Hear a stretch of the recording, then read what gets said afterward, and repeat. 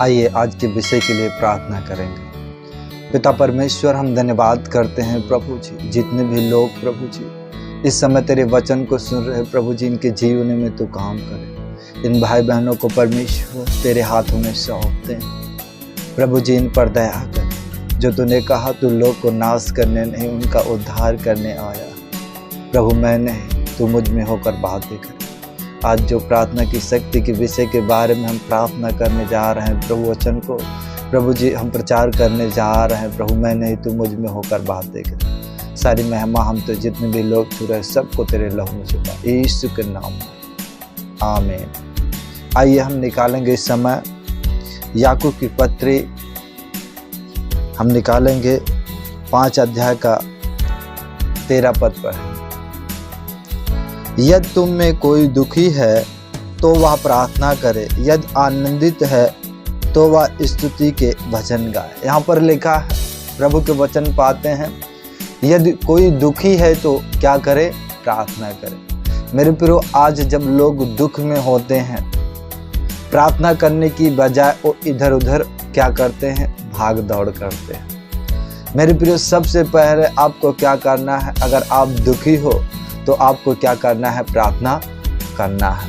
लिखा है, यदि आनंदित है तो स्तुति के गीत गाए। यहाँ पर लिखा है, कोई अगर आनंदित है तो क्या करे? परमेश्वर की महिमा करे, उसकी आराधना करे। यहाँ पर हम 2 बातों को देखते हैं। पहला, जो दुखी है वो प्रार्थना करे, दूसरा जो आनंदित है वो स्तुति के गीत गाए। और हम 14 वचन पढ़ते हैं, जब यहाँ पर यदि तुम में कोई रोगी है तो कलीसिया के प्राचीनों को बुलाएं और वे प्रभु के नाम से उस पर तेल मलकर उसके लिए प्रार्थना करें। लिखा है, अगर कोई रोगी है कलीसिया में, लिखा है कि प्राचीन को बुलाएं। प्राचीन कौन है मेरे प्रियो? यहाँ पर लिखा है प्राचीन। जो प्राचीन वो हैं जो प्रभु के नज़दीक हैं, उन्हें प्रभु में बहुत सारा समय हो गया है सेवा करते हुए। तो यहाँ पर लिखा है प्राचीनों को बुलाएं, यानी जो वृद्ध हैं उन्हें बुलाएं, जो प्रभु की सेवा कर रहे हैं, प्रभु के दास को उन्हें बुलाएं। लिखा है तेल मलकर उससे क्या करें? प्रार्थना करें। प्रार्थना करे, लिखा है तेल मलकर। यहाँ पर ऐसा नहीं लिखा है कि वो प्रार्थना करे सिर्फ, यहाँ पर लिखा उसके ऊपर तेल मले और उसके लिए प्रार्थना करें। हम 15 पद में पाते हैं, और विश्वास की प्रार्थना के द्वारा रोगी बच जाएगा। लिखा है कि विश्वास की प्रार्थना के द्वारा रोगी बच जाएगा। जब तेल मलकर उनके लिए प्रार्थना करेंगे, बाइबल में लिखा है कि अगर तुम्हारा विश्वास राई के दाने के बराबर हो तो इस पहाड़ तो कहो उखड़ कर उस स्थान पर चला जाएगा, वो तुम्हारी मान लेगा।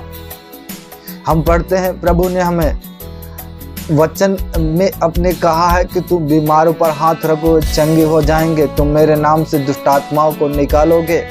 तो मेरे प्रियो, बीमारों को वो चंगा करने का ये अधिकार परमेश्वर ने हमें दिया है। लिखा है विश्वास की प्रार्थना के द्वारा रोगी बच जाएगा और प्रभु उसे उठाकर खड़ा करेगा। और जो दूसरी बातें लिखा है, और यदि उसने पाप भी किए हो तो उनकी भी क्षमा की जाएंगी। यहाँ पर हम देखते हैं कि विश्वास की प्रार्थना के द्वारा रोगी बच जाएगा, अगर उसने पाप भी किया हो तो उनकी भी क्षमा हो जाएगी। क्यों? बाइबल में अगर हम पढ़ते सुसमाचार में, प्रभु ने कहा तुम जिसके पाप रखो उसके लिए रखे गए, जिसके तुम क्षमा करो उसके क्षमा किए गए। यानी कि जब आप प्रार्थना करते हो तो उसमें इसके पापों की प्रार्थना करते हैं कि प्रभु इसने जो कुछ पाप किया माफ कर दे, तो उनके पाप भी क्या होंगे? वो क्षमा किए जाएंगे, मगर विश्वास के द्वारा। यहाँ पर मेरे प्रियो, विश्वास अहम है। इसलिए अगर आप विश्वास से नहीं करोगे, कई बार आप बीमारों के लिए प्रार्थना करोगे, चंगे नहीं होंगे। सबसे पहले आपके अंदर विश्वास होना चाहिए कि प्रभु जो है वो रोगों को चंगा करने वाला प्रभु है। अगर हम पढ़ते मत्ती 8:17 में, उसने कहा, उसने आप हमारी दुर्बलताओं को दूर किया और हमारे रोगों को उठा लिया। प्रभु ने इन बीमारियों को, रोगों को उठा लिया है। हमें विश्वास करना है, मैं जो प्रार्थना कर रहा हूँ ये व्यक्ति जरूर चंगा होगा, ये बहन भाई जरूर चंगाई पाएंगे। इसलिए हमें विश्वास करना है। बाइबल में लिखा, जो कुछ तुम प्रार्थना में मांगो प्रतीत कर लो, वो हो गया और तुम्हारे लिए हो जाएगा। हमें प्रतीत करना है, जो कुछ हमने विश्वास किया है वो हो गया है। एक बहन प्रभु के वचन को पढ़ रही थी। जब पढ़ रही थी उसने पढ़ा कि मांगो तो तुम्हें दिया जाएगा। जब वो पढ़ रही थी तो उसने कहा, आज मैं प्रभु से मांगूंगी। और उसके घर के ही सामने जो था एक पहाड़ था, वहां पर वो प्रार्थना करने लगे, परमेश्वर मैं मांगती हूँ ये पहाड़ मेरे घर के सामने से हट जाए। और वो प्रार्थना करके और धन्यवाद करने लगे, हे प्रभु मैं विश्वास करती हूँ तूने हमारी प्रार्थना को सुना है।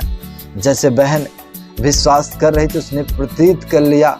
कुछ दिन बाद उसके सामने से एक हाईवे सड़क पार हुई। वहाँ पर लोग बुलडोजर को लेकर आए, बड़ी बड़ी गाड़ियों को ले आए। कुछ पलों में उस पहाड़ को उसने हटा दिया। तो मेरे प्रियो, ऐसे ही अद्भुत ढंग से प्रभु काम करता है। शायद आप सोचते हो कि मेरे लिए कठिन है, मेरे लिए ये मुझसे नहीं हो सकता।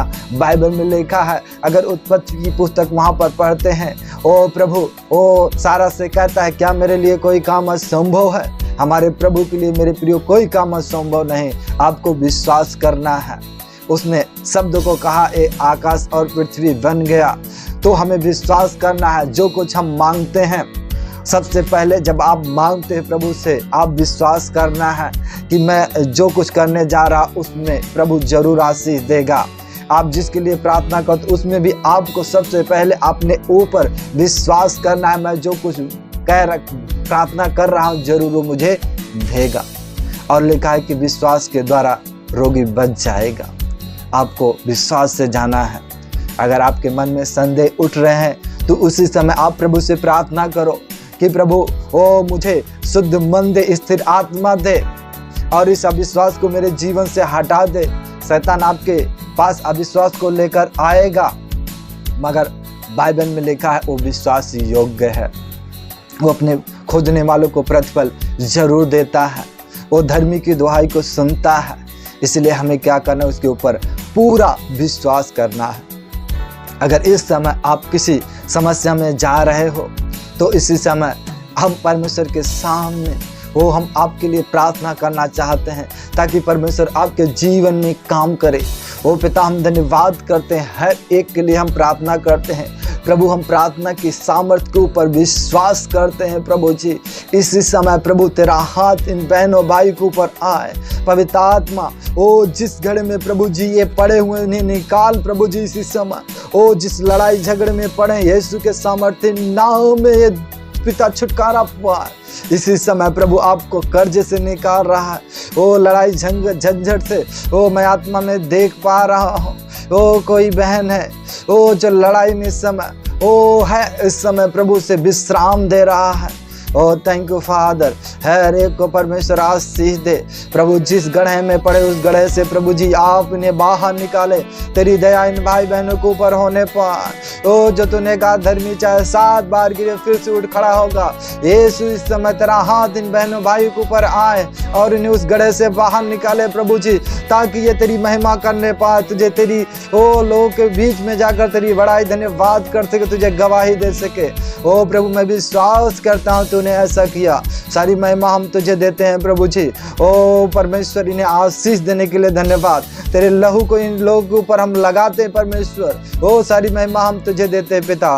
यीशु के सामर्थ्य नाम में मांगते हैं, सुने दया से कबूल करे पिता, आमीन।